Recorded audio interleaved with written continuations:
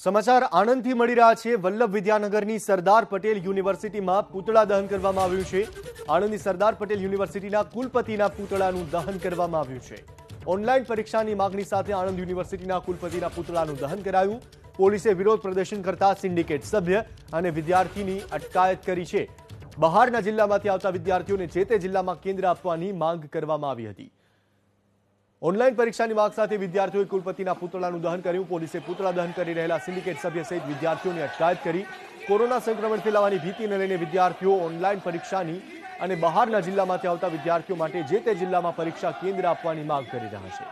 વિદ્યાર્થીઓએ કુલપતિને રૂબરૂ મળીને ઓફલાઈન પરીક્ષાની સાથે ઓનલાઈન પરીક્ષાનો વિકલ્પ આપવા અંગે રજૂઆત કરી। તેમ છતાં કુલપતિએ ઓફલાઈન પરીક્ષા જ લેવાશે તેમ કહેતા કુલપતિ અને ડિજિટલ ઇન્ડિયાના પૂતળાનું દહન કરીને વિદ્યાર્થીઓએ વિરોધ પ્રદર્શન કર્યું।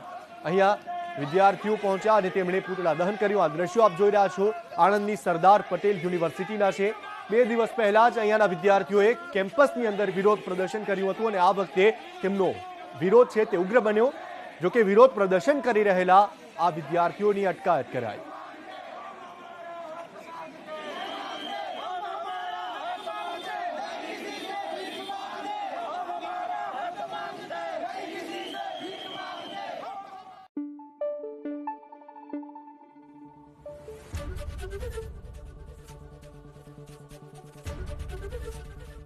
एबीपी अस्मिता, गुजरातनी अस्मिता।